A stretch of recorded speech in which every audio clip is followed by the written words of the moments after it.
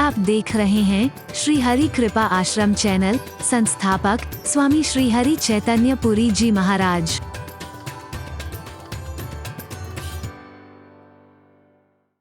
गीत धावा करि क्रोधा धर कच विरथ कीन मही गिरा सीतई राख गीत पुनि फिरा।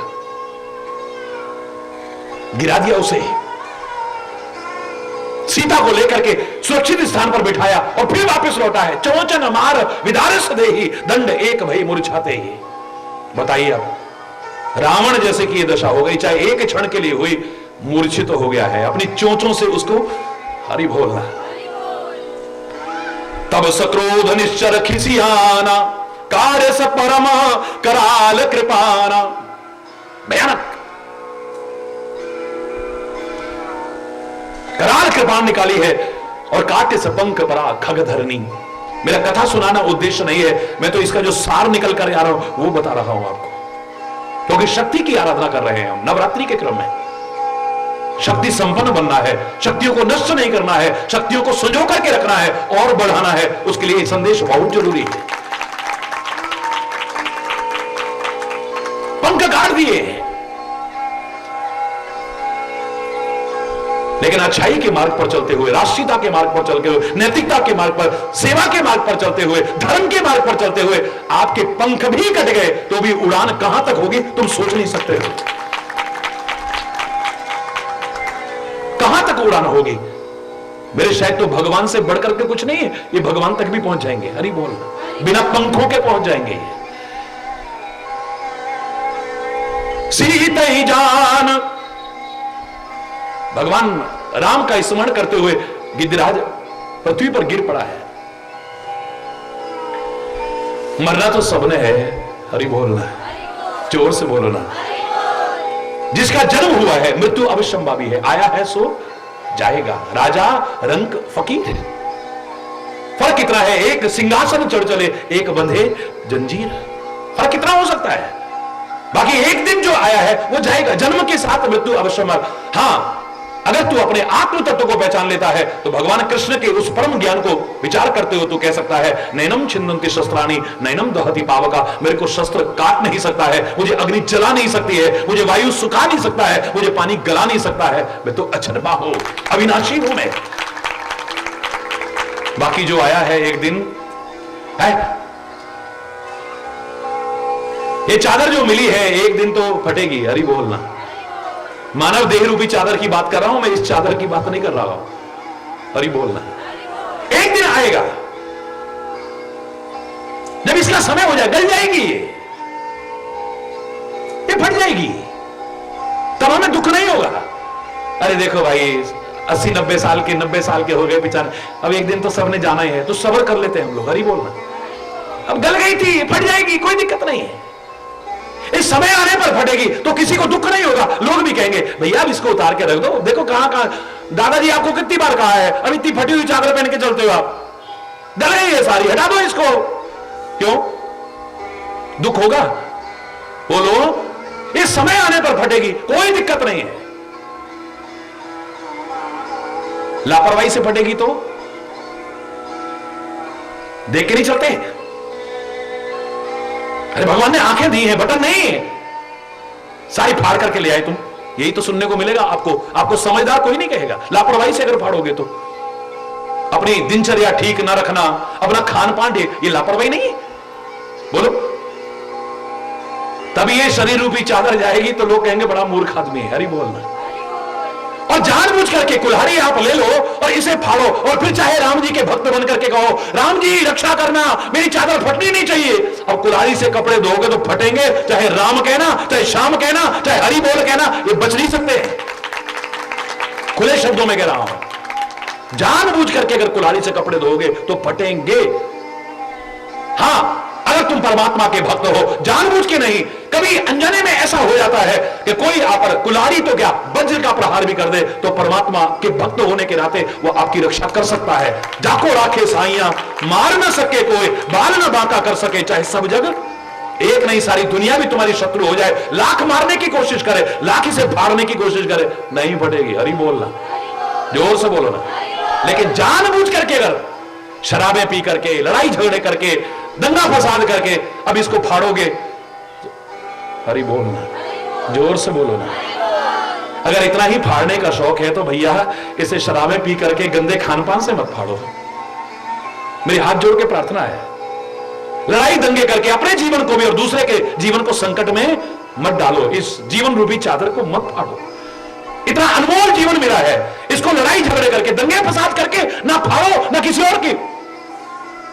अगर इतना ही तुम्हें शौक है ना जानबूझ के इसे फाड़ने का, तो किसी की जान बचाते हुए अपनी कुर्बानी भी दे दो। इस वतन के लिए कुर्बानी दे दो, धर्म के लिए, संस्कृति के लिए कुर्बानी दे दो। तुम मर करके भी नहीं मरोगे, अमर कहलाओगे, अमर शहीद कहलाओगे तुम। फिर मर के भी नहीं मरोगे तुम। कोई दिखे ना नंगा, पूरी नहीं दे सकते हो, कोई बात नहीं, आधी फाड़ के उसके ऊपर डाल देना, आधी अपने ऊपर डाल लेना। अब तुम फाड़ोगे भी, खुद अपने हाथों से फाड़ोगे, लोग तुम्हारी बड़ाई करेंगे, बुराई नहीं करेंगे। अरे वाह भाई वाह, कमाल है यार, इतना दयालु आदमी है, उसको नंगा देखा, अपनी आधी चादर फाड़ के उसको पहना दी। वाह, अरे बोलना। ये मानव देह रूपी चादर भी जो तुम्हें मिली है, इसे लापरवाहियों में मत फाड़ो भाई। इसे जानबूझ करके कुल्हाड़ी लेकर के मत फाड़ने की कोशिश करो, या तो इस समय पर जाए।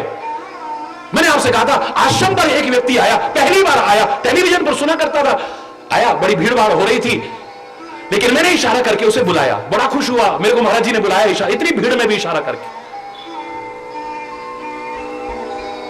जो महाराज जी कभी नहीं कहते जाओ ये करो, उससे मैंने कहा जाओ बेटा बाजार से जाकर के एक पत्तल का बंडल उठा लाओ। पत्तल का, आजकल की जो वैसी मिलती है ना डिस्पोजेबल, वो वाली नहीं, ये जो पत्ते की पत्तल होती है वो वाली लेकर के आओ। हाय मेरे कितने सौभाग्य महाराज जी, मैं तो पहली बार आया, आपने मुझे सेवा का अवसर दिया है। जाओ बेटा जाओ लेकर के आओ, ये सच्ची घटना बता रहा हूं मैं। वो बेचारा भागा भागा बड़ा खुशी में गया, जाकर के एक पत्तल का बंडल ले आया, एक की बजाय 2 बंडल उठा लाया। सारे लोग बैठे हुए थे काफी, मैंने उसे बुलाया आगे, वो लेकर के आया, महाराज जी आपने आज्ञा दी थी, मैं ले आया हूं, एक की जगह 2 बंडल ले आया हूं, बैठो बेटा। अपने पास ही बिठा लिया मैंने उसे, मैंने एक पत्तल उसमें से निकाली और उसे यूं करा तोड़ा मोड़ा और ऐसे फेंक दिया। दूसरी पत्तल निकाली, यूं करा तोड़ा मोड़ा ऐसे फेंक दिया। तीसरी पत्तल निकाली, ऐसे तोड़ा मोड़ा फेंक दिया। चौथी निकाली, 5वीं निकालने लगा, कह रहा महाराज जी ये क्या कर रहे हैं आप तो इतने महान हैं, आप तो इतने विद्वान हैं, मैं तो कहां से दर्शन करने आया हूं, आपकी वाणी इतने साल से सुनता था, आपसे ये उम्मीद नहीं थी कि इतने प्यार से मैं लेकर के आया आपके कहने पर, और आप उसे तोड़ मोड़ कैसे फेंक रहे हो। मैंने कहा भाई ये बाद में भी तो फेंकनी है। अरे मैंने कहा उठाओ भाई, ये जो तोड़ी है इनको आग लगा दो जाओ। महाराज जी ये तो बहुत गलत बात है। अरे बोलना, जोर से बोलो ना, मैं सच्ची घटना सुना रहा हूं मैं आपको। महाराज जी ये तो अच्छी बात नहीं, मुझे अच्छा नहीं लगा ये, मैं इतनी प्यार से आपके कहने पर लाया और आपने पहले उनको तोड़ मोड़ करके फेंक दिया और अब कहते हो आग लगा दो। मैंने कहा बाद में भी तो लगानी है यार, बाद में भी तो फेंकनी है। बोले जब तक उपयोग नहीं हो जाएगा तब तक फेंकना तो अच्छी बात नहीं। तो मैंने कहा कई लोग जो अपनी जिंदगी को बिना पूरा उपयोग करे ऐसे ही बर्बाद करते हैं, क्या वो अच्छी बात है? वो रोने लग गया, आपको किसने बताया महाराज जी? मैंने कहा क्यों, क्या हुआ? बोले महाराज जी मैं बहुत दुखी हूं, मेरे मन में आया कि आत्महत्या कर लूं, पर उससे पहले मन में आया कि आपके दर्शन कराऊं, मैं आपकी वाणी से बड़ा प्रभाव है, टीवी पर सुनता हूं मैं, तो मैं दर्शन करने आया। महाराज जी आपने तो मेरे को एकदम से पहचान लिया, मैं आत्महत्या करना चाहता था, सबके सामने कहने में मुझे कोई शर्म, मैंने कहा दर्शन करूंगा और आकर के जीवन लीला समाप्त कर दूंगा।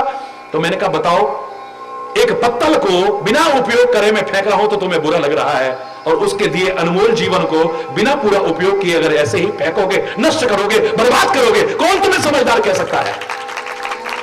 समझ में आ गया, वो आदमी आज भी जिंदा है, स्वयं आत्महत्या का विचार निकाला और लोगों को ताकत देता है। वो कितने लोगों के अंदर ताकत भर चुका है, कितनों का मनोबल बढ़ा चुका है, कितनों का आत्मबल बढ़ा चुका है, कितनों का आत्मविश्वास बढ़ा चुका है।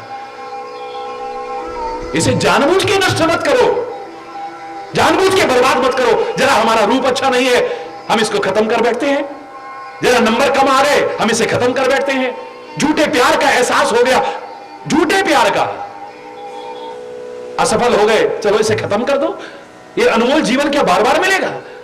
एक पका हुआ फल जैसे डाली से एक बार गिर जाता है, दोबारा उस डाली पर नहीं लगता है मेरे प्यारे बच्चों, एक लंबा चक्कर पड़ जाएगा, फिर तो वो सूखेगा, गुठली बनेगी, बीज बनेगा, फिर कितने बीजों में से कोई जाकर के पौधा बनेगा, कितनों में से जाकर के कोई पेड़ बनेगा, तब जाकर के कितनों में से किस में जाके फल लगेगा, लंबा चक्र है फिर।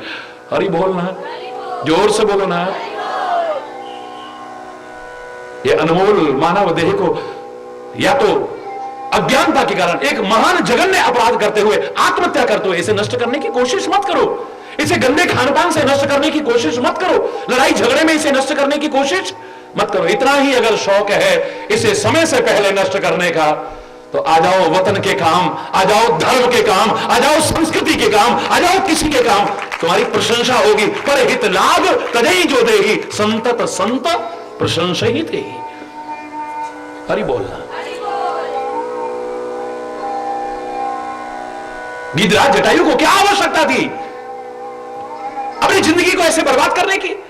वो जानता है कि रावण मुझसे ज्यादा ताकतवर है, इसका मुकाबला मैं नहीं कर सकता हूं, लेकिन अपनी आंखों से मैं नहीं देख सकता हूं नारी के अपमान को। पशु में, पक्षी में ऐसा भाव आ जाए और हम मानवों में ना आए तो कितनी बड़ी शर्म की बात है। हरि बोल, जोर से बोलो ना। किसी के लिए अपनी जान तक कुर्बान करने को तैयार हो जाए हंसते हंसते, ऐसा व्यक्ति जीवन में किस उच्चता तक पहुंच सकता है कुछ कहा नहीं जा सकता।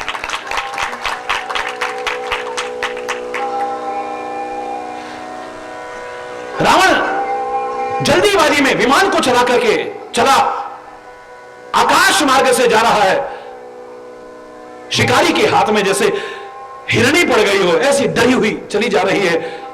एक पर्वत के ऊपर देखा, वानरों को देखा तो अपने कुछ आभूषण गिरा दिए हैं वहां पे। हरि बोल। जो आगे जाकर के भगवान श्री राम जब वहां पहुंचेंगे और सुग्रीव कहता है कि हाँ ऐसा ऐसा हुआ था और ये आभूषण गिराए, मां जानकी की तो नहीं है ये।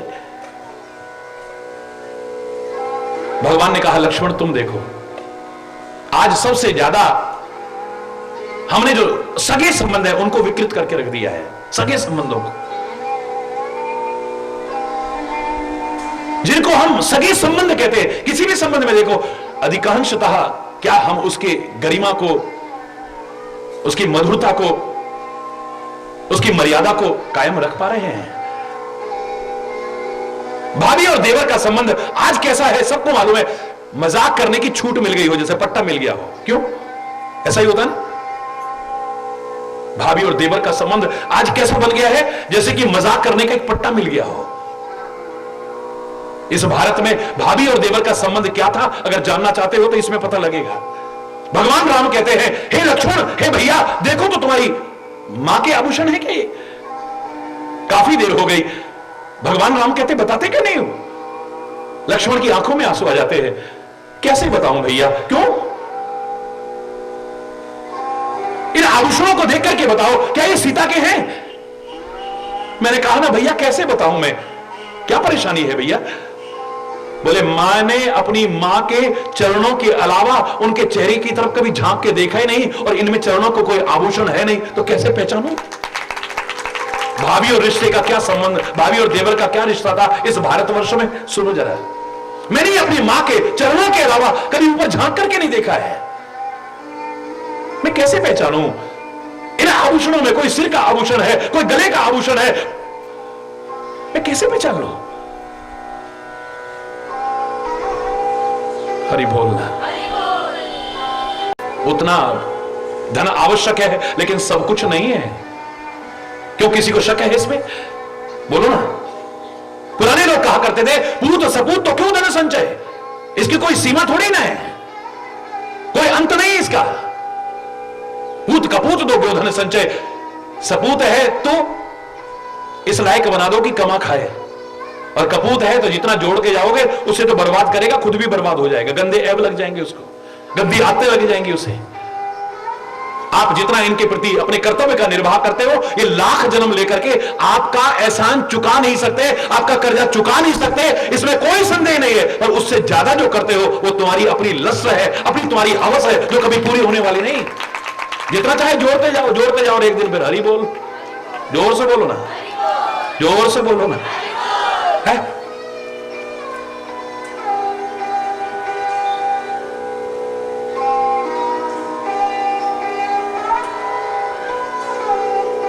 एक जगह पर दो उद्योगपति आए, उनके साथ उनका एक दोस्त आया। तो कई जगह जब व्यस्तता होती है तो महीनों महीनों भटकते रहते हैं, 2 सेकंड का टाइम नहीं मिल पाता महाराज जी का।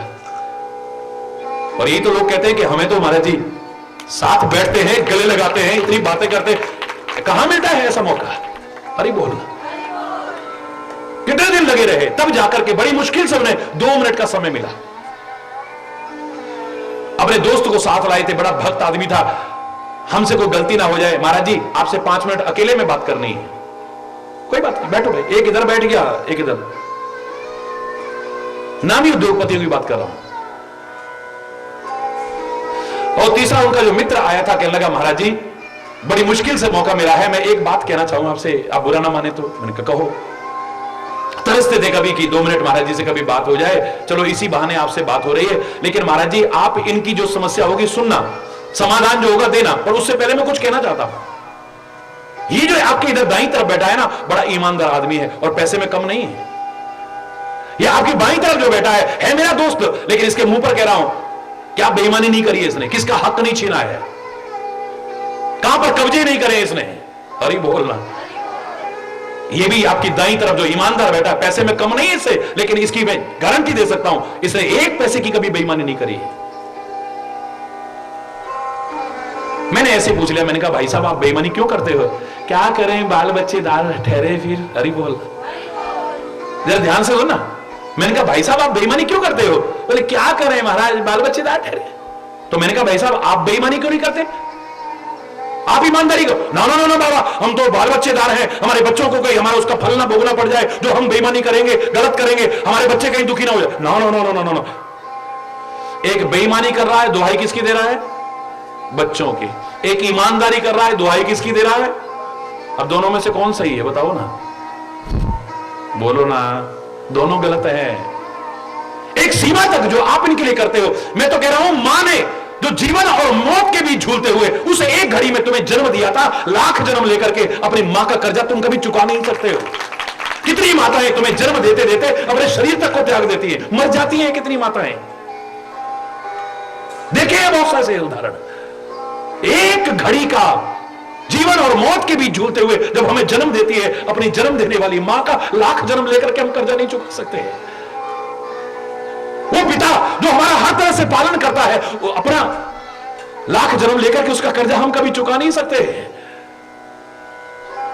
आप जो अपने दायित्व का निर्वाह कर रहे हो अपनी औलाद के लिए, बच्चों के लिए, ये बच्चे कभी आपका एहसान चुका नहीं सकते, लेकिन एक लिमिट से ज्यादा जो आप करते हो वो आपकी अपनी हवस है जो कभी खत्म नहीं होती है। इतना है तो इतना हो जाए, इतना है तो इतना हो जाए, इतना है तो इतना हो जाए। अब यहां से आगे हाथ जा नहीं रहे, सॉरी। हरी बोल, जोर से बोलो।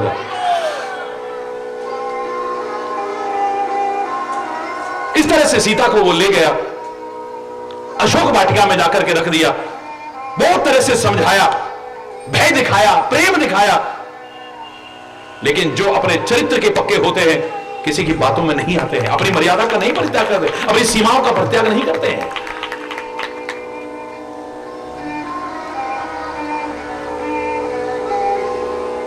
उस हिरण के पीछे भागते हुए श्री राम की जो छवि थी, मां जानकी बस उसी का ध्यान कर रही है, हर समय हरि नाम जपती रहती है। अब राम जी ने देखा कि लक्ष्मण तो वापिस आ रहा है, इसको तो मैं सीता के पास खड़ा करके आया था। हरि बोलना। रघुपति अनुजहि आवत देखी, बाहिज चिंता कीन विषेकी। हरि बोलना। देखा कि लक्ष्मण तो वापिस आ रहा है, इधर आ रहा है, तो बाहिज चिंता कीन विषेकी, बाहर बाहर से इतनी चिंता की कि सामने वाला देखे, अरे इनको चिंता में क्या हालत हो रही है इनकी तो। हरि बोलना। आपके मन में कहीं शंका ना आ जाए, ये हमारी क्या चिंता दूर करेगा, खुद चिंता करता है। हरि बोलना। तुलसी ने पहले कह दिया, बाहिज मन चिंता, बाहर बाहर से चिंता की है। हरि बोलना। अंदर तो वो भी जानते हैं असली सीता तो अग्नि में है। हरि बोलो, जोर से बोलो और जोर से बोलो ना। बाहिज चिंता को, मेरे परमात्मा अगर चिंता करते हैं तो अपने भक्तों की चिंता करते हैं, समाज की चिंता करते हैं, संतों की चिंता कर, अपनी उनको क्या चिंता है। हरि बोलना। और भक्त भी जानता है, तभी तो कह देता है। अर्जुन से कहा, भगवान श्री कृष्ण ने कहा, क्या तुम्हें मालूम है भीष्म पितामह ने बोले हाँ मुझे पता, उन्होंने प्रतिज्ञा कर ली है कि कल शाम तक अगर अर्जुन का वध ना कर दिया तो अपने आप को चिता में भस्म कर दूंगा। महाभारत युद्ध की बात। तुम जानते हो भीष्म पितामह की प्रतिज्ञा के बारे में? हे कुंती पुत्र, बहुत अच्छी तरह जानता हूं, बड़ी भीष्म है, बड़ी दृढ़ है। ये जानने के बाद भी तुम्हें चिंता नहीं हो रही? बोले तेरे जैसा मेरे सिर पर जब चिंता करने वाला बैठा है, मुझे चिंता करने की क्या आवश्यकता है? मैं तेरा ही स्मरण करते हुए अपना कर्म करूंगा, कर्म से विमुख नहीं, कर्तव्य से विमुख नहीं होऊंगा, पर चिंता तो तेरे ऊपर छोड़ दी।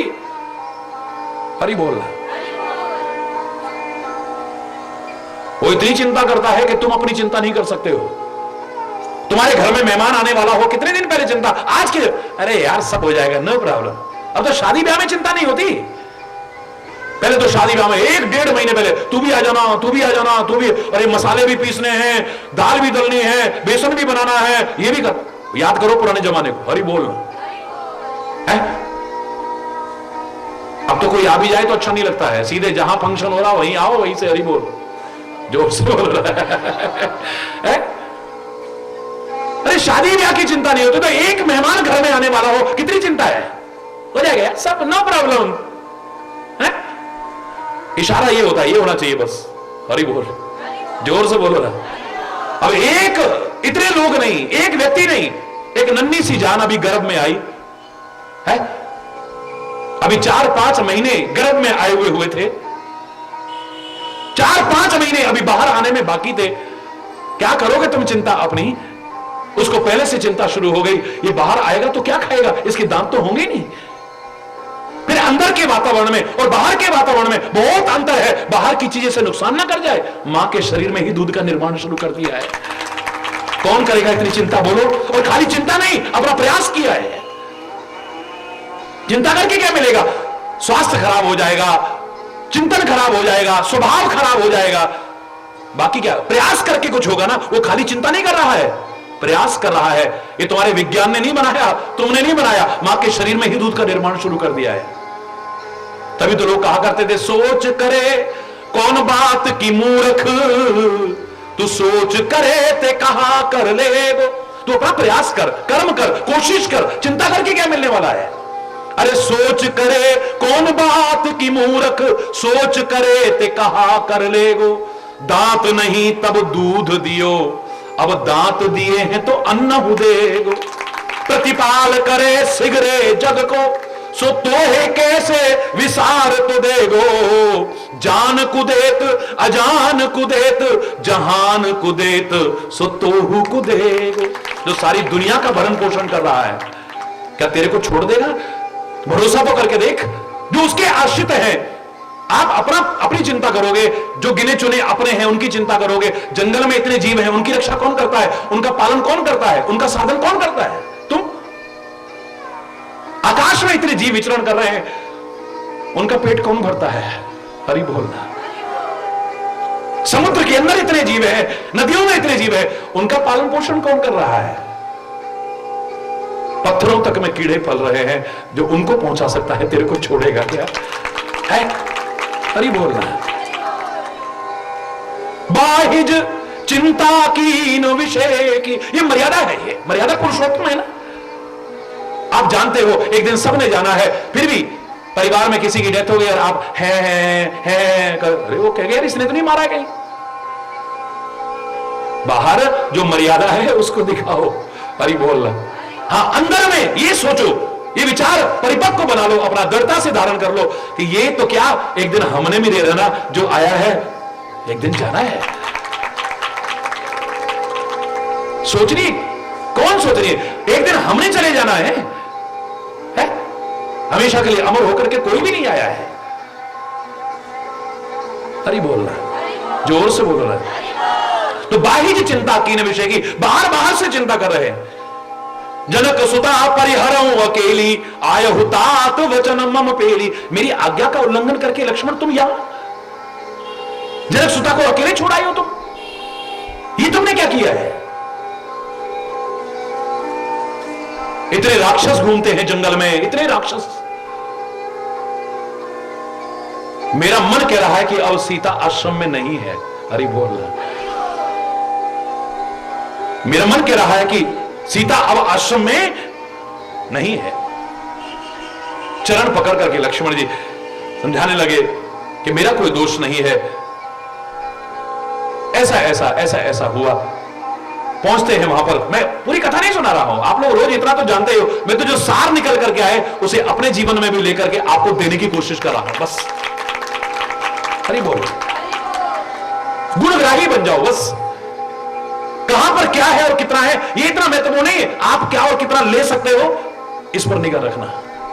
हरि चैतन्य के पास क्या और कितना है इतना महत्वपूर्ण नहीं है, पर आप क्या और कितना ले सकते हो ये ज्यादा महत्वपूर्ण है। रामायण में क्या है कितना है, महाभारत में क्या है कितना है ये इतना महत्वपूर्ण नहीं है, गीता में भागवत में क्या और कितना है ये इतना महत्वपूर्ण, वेद पुराण ग्रंथ कुरान बाइबल में क्या और कितना है ये इतना महत्वपूर्ण नहीं, पर आप क्या और कितना ले सकते हो ये ज्यादा महत्वपूर्ण है। अपने पात्र को बड़ा से बड़ा बनाने की कोशिश करो, लेने की कोशिश करोगे ना, सीखने की कोशिश करोगे ना, गुणग्राही बन जाओगे। एक बच्चा भी तुमको सिखा देगा, एक कीट मकोड़ा भी सिखा देगा तुम्हें, हवाएं सिखाएंगी तुम्हें, झरने सिखाएंगे तुम्हें, पर्वत सिखाएंगे, नदियां सिखाएंगी, सागर सिखाएगा, पृथ्वी सिखाएगी, हर कोई सिखा देगा तुम्हें। और गुणग्राही नहीं बने ना तो परमात्मा भी तुम्हारे सामने आ गए, तुम कुछ नहीं सीख पाओगे। गुणग्राही बनना जरूरी है। हरि बोल, जोर से बोलो ना, और जोर से बोलो ना, हाथ उठा के हरि बोल। बहुत कुछ मिलेगा इस प्रसंग में, बहुत कुछ। बस गुणग्राही बन करके लेने की कोशिश करना। मैं कोई व्यावसायिक कथावाचक नहीं, उनकी मैं आलोचना नहीं करता, वो भी अपनी वाणी को पवित्र कर रहे हैं, आपके कानों को पवित्र करते हैं, वातावरण को पवित्र, उन सबको नमन। लेकिन आपका ये लाठी वाला भैया तो एक भाई होने के नाते जो मुझे अच्छा लग रहा है, जिसने मेरे जीवन को ऊपर उठाया है, बस वही आप तक दे करके आपके जीवन के उत्थान के लिए प्रयास कर रहा हूं, और कुछ नहीं। जिसने मुझे सुख और आनंद दिया है,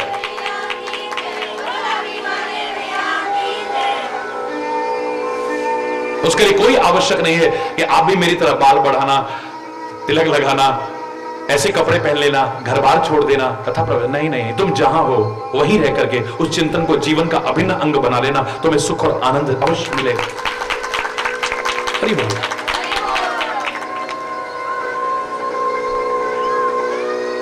क्या हुआ आगे शेष कल, आज यहीं पर अगर कोई गलत शब्द निकला हो उसके लिए क्षमा चाहता हुआ अपनी वाणी को विराम दूंगा। एक बार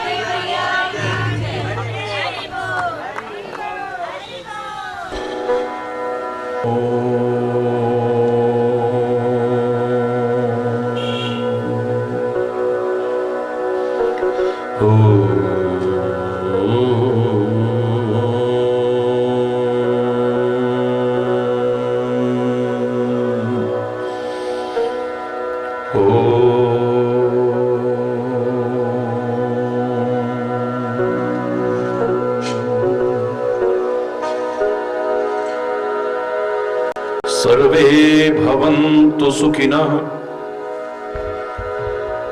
सर्वे सन्तु निरामयाः,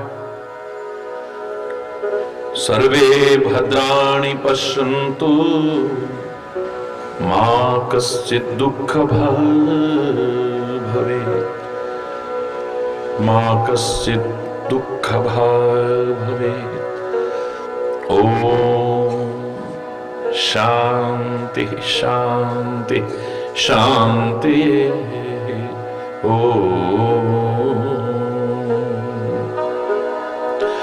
त्वमेव माताश्च पिता त्वमेव, त्वमेव बन्धुश्च सखा त्वमेव, त्वमेव विद्या द्रविणं त्वमेव, त्वमेव सर्वं मम देव देव। ओम शांति शांति शांति। ओम सर्वमंगल मांगल्ये शिवे सर्वार्थ साधिके, शरण्ये त्र्यंबके गौरी नारायणी नमोस्तुते। ओम शांति शांति शांति। ओम ध्यान मूलम गुरुर्मूर्ति पूजा मूलम गुरुपदम मंत्र मूलम गुरुर्वाक्यम मोक्ष मूलम गुरु कृपा। ओम शांति शांति शांति। ओम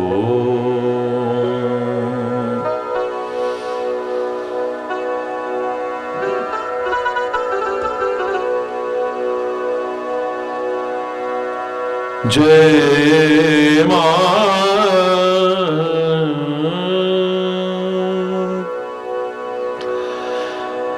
जय मां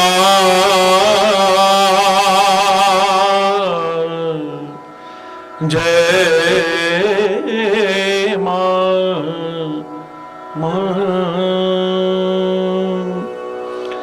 मां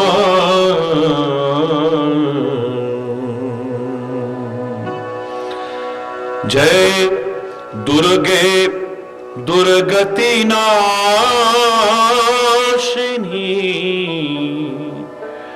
विघ्न विनाशिनी मां जय विघ्न विनाशिनी मां।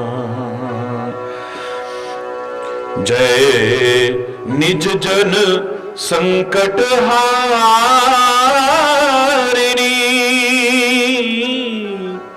जय निज जन संकट हारिणी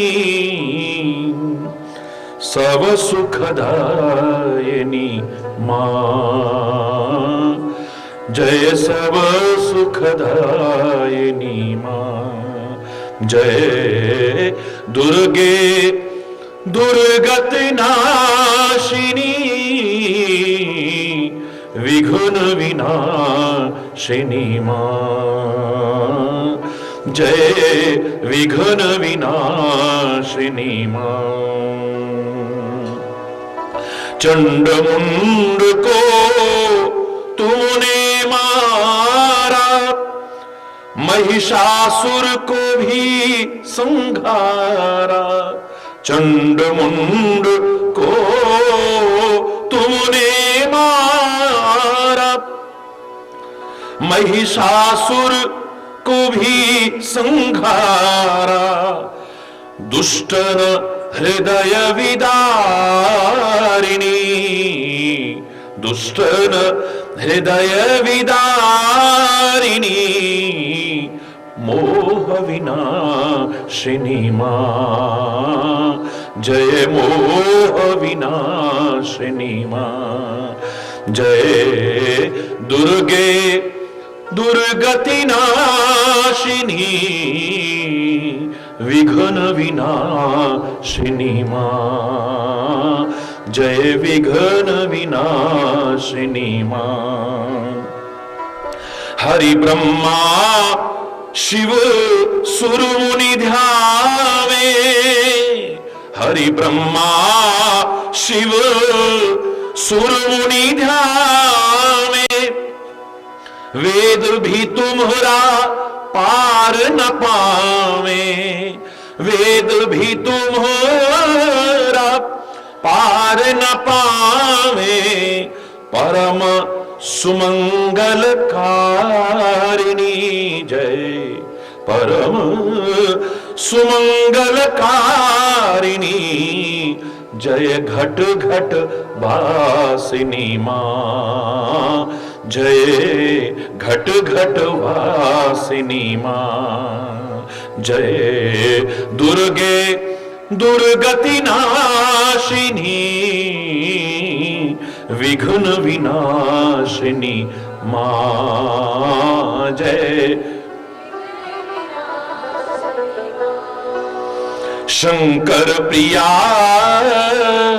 सकल जग माता शंकर प्रिया सकल जग माता।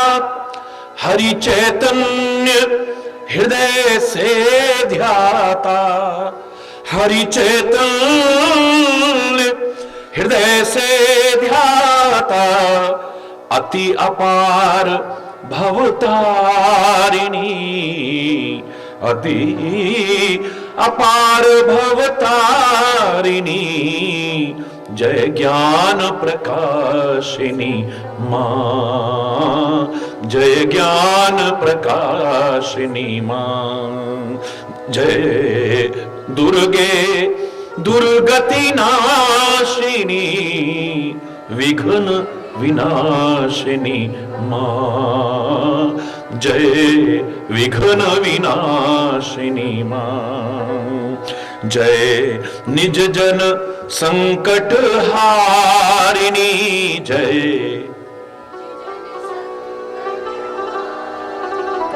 सब सुखदायिनी मां, जय सब सुखदायिनी मां, जय जय मां, जय जय मां, जय जय मां, जय जय मां, जय जय मां, जय जय मां, जय जय मां। दुर्गति नाशनी दुर्गे जय जय, दुर्गति नाशिनी काल विनाशिनी काली जय जय, काल विनाशिनी काली जय जय, उमा रमा ब्रह्माणी जय जय, उमा रमा ब्रह्माणी जय जय, राधा सीता रुक्मणी जय जय, राधा सीता रुक्मणी जय जय जय मां, जय जय मां, जय जय मां, जय जय मां, जय जय मां, जय जय मां, जय जय मां, जय जय मां, जय जय मां, जय जय मां, जय जय मां, जय जय मां, जय जय मां, जय मां, जय जय मां, जय जय मां, जय जय मां, जय जय मां, मां मां।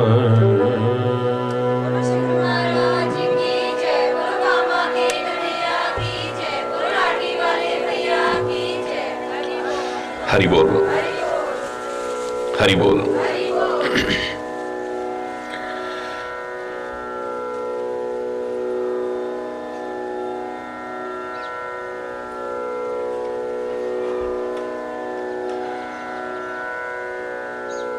परमात्मा श्री राम लक्ष्मण दुख देख करके बाहिज मन से चिंता करते हैं। हरि बोल।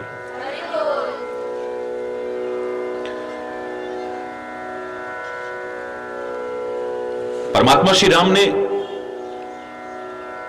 जो साकार लीलाएं की हैं वो एक सामान्य मनुष्य जैसी लीलाएं हैं।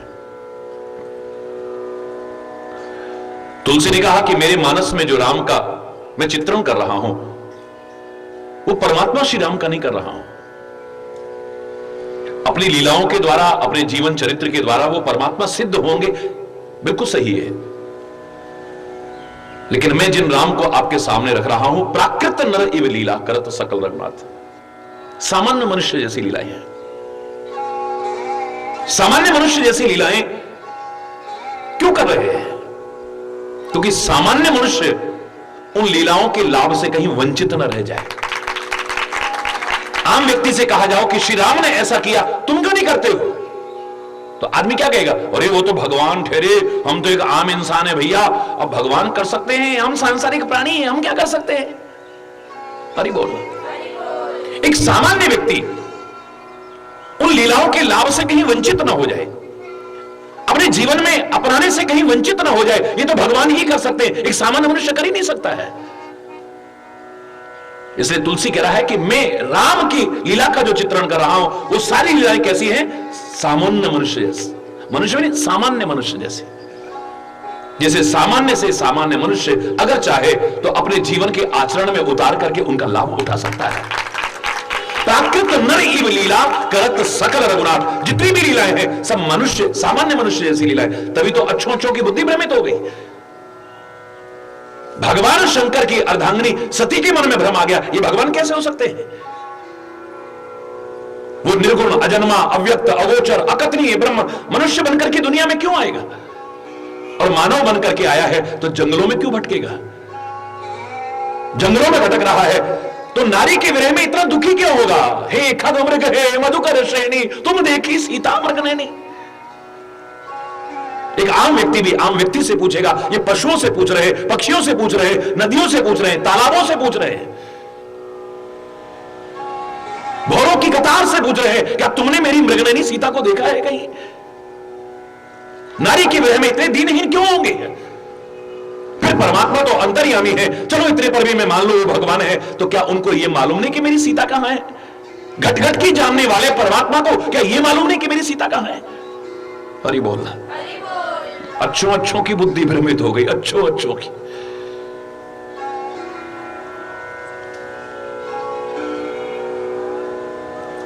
गंगा जी ने जब केवट के साथ में देखा परमात्मा श्री राम को, गंगा जी के किनारे आकर के श्री राम खड़े हुए हैं, तो तुलसी कहता है पद नख निरखी देव सरिहर्षि। भगवान के चरण नखों को देख करके गंगा जी उछाल मारने लगी है, प्रसन्न हो गई। आज मेरा जन्मदाता पहली बार आया है। हरिचरण पूता भी कहते हैं गंगा जी को, क्योंकि हरिचरणों से निकली है। अपने जन्मदाता को, अपने पिता को पहचाना, बड़ी प्रसन्न हुई है गंगा जी, हिलोने आने लगी हैं। लेकिन जब केवट का संवाद सुना, बोले नहीं नहीं नहीं, ये मेरे जन्मदाता हो ही नहीं सकते हैं। जिनका नाम लेकर के भवसागर से पार हो जाए, वो जरा सी गंगा को पार करने के लिए, मुझको पार करने के लिए, अपनी बेटी को पार करने के लिए इतने निहोरे करेंगे, ये परमात्मा हो ही नहीं सकते। जे ही जग की तिहु पगहूत थोड़ा, तीसरा पैर रखने को जगह नहीं मिली। हरि बोल। वामन अवतार में 3 पैर से कम में सारी सृष्टि को नाप के दिखा दिया, वो इस गंगा को पार नहीं कर सकता, निहोरे कर रहा है, निहोरे। ये भगवान नहीं हो सकता है। 27 बार राम का अवतार देखने वाला कागभूषुंडी जब इस बार गया भगवान के जन्म के समय का, अवतार के समय का वो दृश्य देखने के लिए, बड़ा आनंद विभोर है। फिर जाकर के मैं भगवान की लीलाएं देखूंगा। लेकिन वहां गया तो भगवान क्या करते हैं? एक पुआ फेंकते हैं, खाकर के झूठा पुआ उसकी तरफ फेंकते हैं। हरि बोल।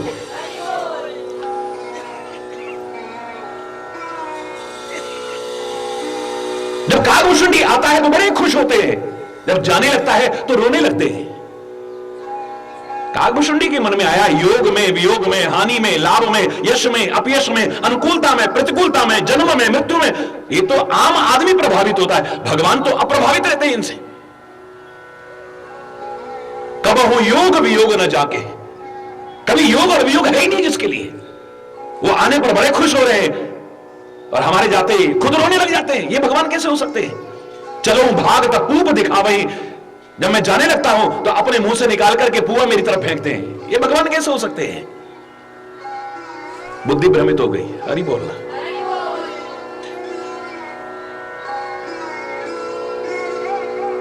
भगवान का निज वाहन गरुड़, निज वाहन गरुड़, जिसे परमात्मा के साथ रहने का सौभाग्य मिला हो, उसका दिमाग खराब हो गया। ये भगवान कैसे हो सकते हैं?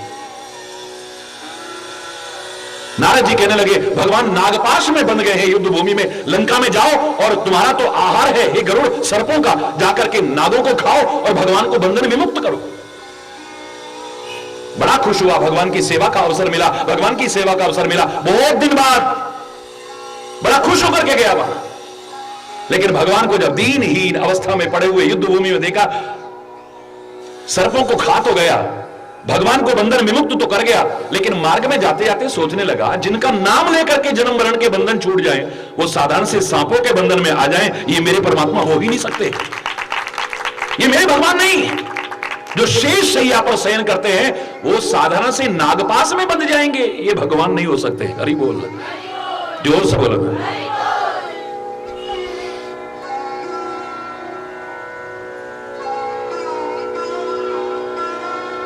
एक नहीं कितने उदाहरण मिल जाएंगे भगवान की लीलाओं को लेकर। अच्छों की बुद्धि, एक आम आदमी की तो बात छोड़िए,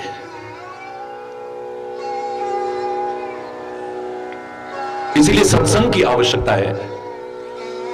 जब उन्हीं साकार लीलाओं को हम सत्संग में सुनते हैं तो सारे संदेह दूर हो जाते हैं, सारी शंकाएं दूर हो जाती हैं।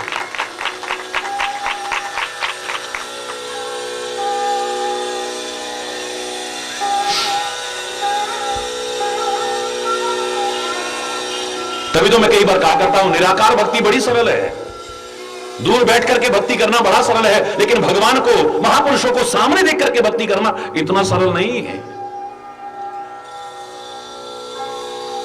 हरि बोल।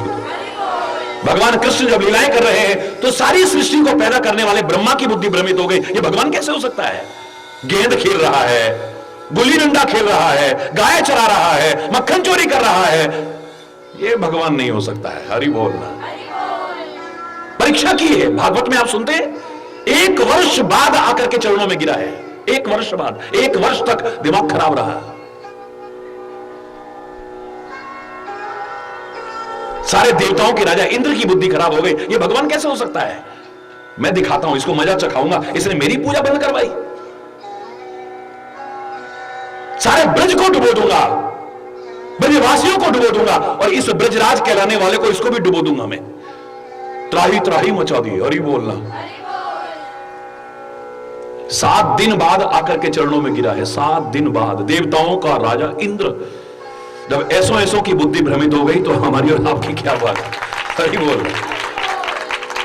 तो ये सामान्य मनुष्य जैसी लीला है, और हो भी क्यों ना। अवतार का तात्पर्य मैंने हमेशा कहा है, अवतार का तात्पर्य है नीचे उतर आना, अपने स्तर से नीचे उतर आना, हमारे स्तर पर उतर करके सिखाना पड़ता है। मां बाप कितने भी विद्वान हो, लेकिन बच्चों को सिखाना है, उनके स्टैंडर्ड पर आते नहीं आते हैं। मैं कई बार कहा करता हूं, आप गोदी में लेके बच्चे को जब सिखाना शुरू करते हो, अयो यो यो यो यो मम मम मम मम मम, अब ये तुम्हारा स्टैंडर्ड नहीं। आप अपने स्तर से जब तक बच्चे के स्तर पर नहीं उतरोगे, उसको सिखा ही नहीं सकते हो आप। शिक्षक का स्तर कितना भी ऊंचा हो, एमए पढ़ा है, पीएचडी किया हुआ है, इतनी डिग्रियां ले रखी है, लेकिन जब पहली क्लास में गया तो का से कबूतर, उसे देख करके ये मत सोचो इसको इतना ही आता होगा। हरि बोलना। कितना भी पढ़ा लिखा हो, लेकिन जिसको सिखाना है उसके स्तर पर ना उतरा, उसको सिखा नहीं सकता है। माता पिता बच्चों को सिखाना चाहे, शिक्षक विद्यार्थियों को सिखाना चाहे, संत समाज को सिखाना चाहे, गुरु शिष्य को सिखाना चाहे, और परमात्मा भी सारी दुनिया को सिखाना चाहे, जब तक इनके स्तर पर नहीं उतरेगा तब तक नहीं सिखा सकता है। आप लोग कई बार कहते हैं ना, महाराज जी आप बच्चों में बच्चे हो जाते हो, बड़ों में बड़े हो जाते हो, बुजुर्गों में बुजुर्ग हो जाते हो। अरे बोलना। मुझे कहलवाने में कोई संकोच नहीं है, क्योंकि बच्चों को सिखाना है तो आपको बच्चा बनना पड़ेगा। जिसको सिखाना चाहते हो, अगर आप उसके स्तर पर नहीं उतरे, आप नहीं सिखा सकते हो, लाख प्रयास करके नहीं सिखा पाओगे। परमात्मा भी हमारे स्तर पर उतर आते हैं, तभी तो हमारी बुद्धि खराब हो जाती है। हरि बोलना। जब कभी वैसा चमत्कार देखा, ये तो भगवान के अलावा कोई हो ही नहीं सकते, ये तो भगवान के अलावा कोई हो ही नहीं सकते, भगवान के अलावा कौन कर सकता है ऐसा। लेकिन थोड़ी देर बाद ही बुद्धि खराब हो गई। हरि बोलना। लाला तेने माटी खाइएगा, लाला तेने माटी खाइएगा, नाए मैया मैंने नाए खाई, कान पकड़ करके ऐसे करती है, ब्रह्मांड के दर्शन करा दिए, तीनों लोकों के दर्शन करा दिए यशोदा मैया को, कन्हैया ने तीनों लोकों के दर्शन करा दिए, तीनों लोकों के।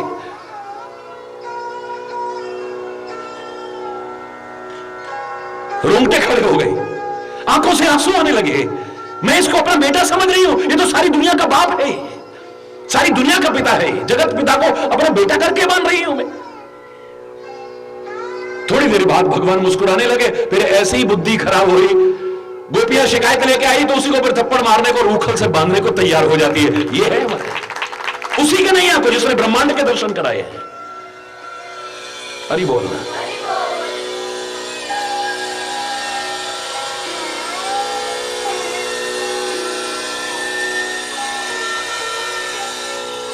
बाहर से मन से चिंता की है, अरे लक्ष्मण तुम यहां, अंदर से तो सब जानते हैं। हरि बोलना है। बाहिज मन चिंता प्रभु की, बाहर बाहर के मन से चिंता कर रहे हैं। मुझे लगता है कि आश्रम में सीता अब नहीं है। लक्ष्मण ने क्षमा याचना की कि मेरा कोई दोष नहीं है परमात्मा, मां ने कुछ शब्द ऐसे कहे कि मुझे आना पड़ा है। गोदावरी तट पर जहां कुटिया बना रखी थी, लक्ष्मण के साथ श्री राम पहुंचे। जानकी से विहीन जब आश्रम को देखा है तो भय विकल जस प्राकृत दीना, शब्दों पर ध्यान देना, कैसे दीन हो गए जैसे प्राकृत बिल्कुल सामान्य मनुष्य दीन हो जाता है। रोने लगे, बिलखने लगे, विलाप करने लगे। हरि बोलना। हा गुन खान जानकी सीता, रूपशील व्रत नेम पुनीता।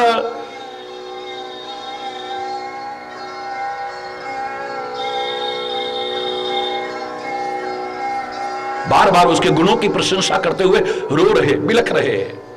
लक्ष्मण समझाए बहु भांति, पूछत चले लता और पाती। पत्तों से, बेलों से, इनसे पूछते हुए दीनहीन बनकर के, हे खग मृग, हे मधुकर श्रेणी, तुम देखी सीता मृग नैनी। खंजन सुख कपोत मृग मीना, मधुप निकर कोकिला प्रवीणा। कुंद कली दारिमी दामिनी, कमल सरद शशि अहि भामनी। वरुण पास मनोज धनु हंसा, गज के हरि निज सुनत प्रशंसा। श्रीफल कनक कदल हर्षाई, नेक न संक समुझ मन माई। सुन जानकी तो ही बिन आजू, हर्षे सकल पाए जन राजू। हरि बोलना। तरह तरह से विलाप कर रहे हैं, वृक्षों से पूछ रहे हैं, नदियों से पूछ रहे हैं, तालाबों से पूछ रहे हैं, भौरों की पंक्तियां जा रही उनसे पूछ रहे हैं। कई लोग प्रश्न करते हैं भगवान ने ऐसा क्यों किया। मैं ऐसे में एक ही बात कहा करता हूं, तेरे को जो करना चाहिए तू वो कर, परमात्मा के करने पर संदेह मत कर। वो परमात्मा है, कुछ भी कर सकता है। भगवान ने ऐसा क्यों किया, उसने कर। मैं तो आम आदमी के लिए आपसे कहता हूं कि दूसरों को देखने के बजाय आप अपने आप को देखो ना। हरि बोल। उसने ऐसा क्यों किया, उसने ऐसा क्यों किया, आम आदमी पर भी जहां से गुण मिले वहां से ले लो।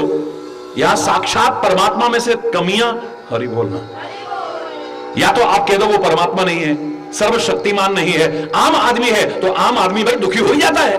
हरि बोल। परमात्मा मानते हो तो फिर संदेह क्यों। उनसे तो हमें सीखना है कि हमें क्या करना है, उनको सिखाना नहीं कि आपको क्या करना है। फिर वो पशुओं से पूछ रहे हैं, पक्षियों से, वो क्या बोलते हैं क्या, क्यों नहीं बोलते हैं। आप वृक्षों को इसीलिए काट रहे हो क्योंकि आपने इनको निर्जीव समझा है। विज्ञान भी कहता है ये सजीव है, ये बोलते हैं, पशु पक्षी भी बोलते हैं, कीट मकोड़े तक बोलते हैं। जो भाषा विज्ञान से संबंधित लोग हैं सब पहचानते हैं ये क्या बोल रहे हैं। ये बंदर ऐसी आवाज क्यों कर रहा है, ये शेर ऐसी आवाज क्यों कर रहा है, ये गाय भैंस ऐसी आवाज क्यों कर रहे हैं, ये हिरण ऐसी आवाज क्यों, सब कोई ना कुछ बोलते हैं। ये एक मानव की बोली जरा स्पष्ट है, वो अपने विचारों की अभिव्यक्ति जरा स्पष्ट रूप में कर सकता है। फर्क इतना है बस। जब आपको ये पता लग जाएगा कि इन सब में जान है, इनको बेजान नहीं समझोगे, बेजुबान हो सकता है, तो इनको काटोगे नहीं। वृक्षों को काट करके प्रकृति का असंतुलन पैदा करने की कोशिश नहीं करोगे, बल्कि और वृक्ष लगाओगे। तुम अपने हितैषी हैं ये हमारी रक्षा करेंगे, और अगर हम इनके साथ खिलवाड़ करेंगे, छेड़छाड़ करेंगे, हमारे लिए मुसीबतें पैदा हो जाएंगी। ये प्राकृतिक आपदाएं आने का कारण क्या है? प्रकृति को विकृत किया है हमने, प्रकृति के साथ खिलवाड़ की है, छेड़छाड़ की है हमने।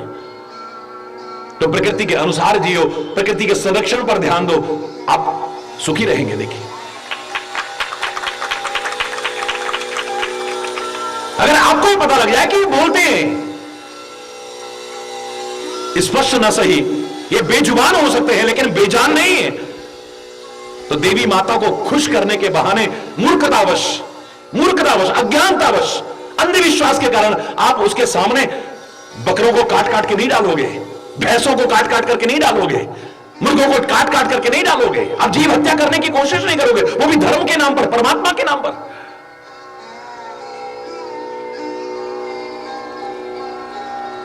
किसी की हत्या करके अगर सुख मिलता हो, इससे तो दुखी रहना कहीं अच्छा है। मैं तो जहां तक, और बाकी देवी का सवाल है, वो जगत माता है, चर अचर सब प्राणियों की मां है, वो किसी की हत्या करके खुश होती हो, मैं नहीं मानने को तैयार हूं। पूरे हिंदुस्तान की पद यात्रा के दौरान मेरा खुला चैलेंज था, कोई विद्वान आकर के सिद्ध करे कि माता इससे प्रसन्न हो सकती है। खुला चैलेंज है। इस तरह के विचारधारा रखने वाले कुछ विद्वान इकट्ठे हुए उनकी नजर में, और उन्होंने मिलकर के ये कहा, माता ने महिषासुर को मारा था, वो भैंसे के रूप में था, इसलिए भैंसा चढ़ाते। हरि बोलना, जोर से बोलो ना। मैंने कहा रावण फिर ब्राह्मण के रूप में था, भगवान ने उसको भी मारा, सारे ब्राह्मणों को मारो ना भी। हरि बोलना, जोर से बोलो ना।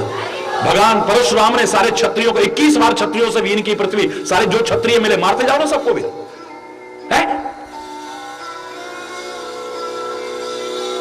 कोई धेनुकासुर बन करके आया था, धेनु बन करके आया था, तो क्या तुम सब गायों को काटोगे?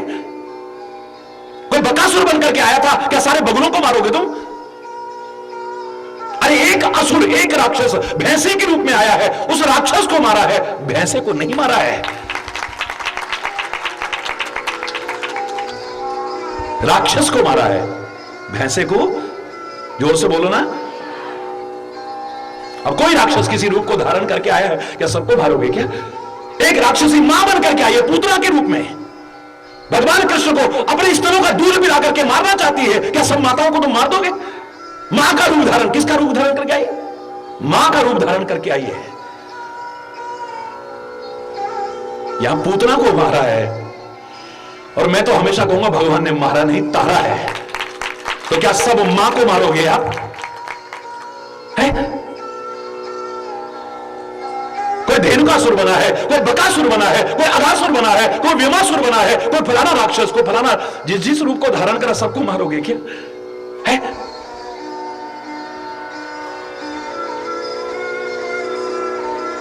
जीव हत्या को हमारा धर्म, हमारी संस्कृति कभी भी बढ़ावा नहीं दे सकती है। और जो जीव हत्या से प्रसन्न हो, ना मैं उसे देवी मानता हूं, ना देवता मानता हूं, ना भगवान मानने को तैयार, मैं नहीं मानता हूं उसे। मुझसे कोई कहे कि इसके आगे सिर झुकाओ, ये इससे प्रसन्न हो जाएगा, हरि बोल, जोर से बोलो ना।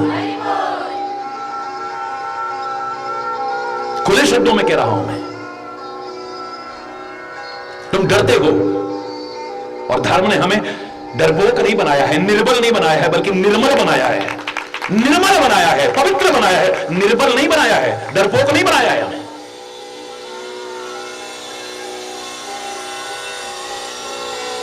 कुछ ये ना हो जाए, कुछ वो ना हो जाए, कुछ वो ना हो जाए, कुछ वो ना हो जाए, पर इसी डर के मारे हरि बोल, जोर से बोलो ना।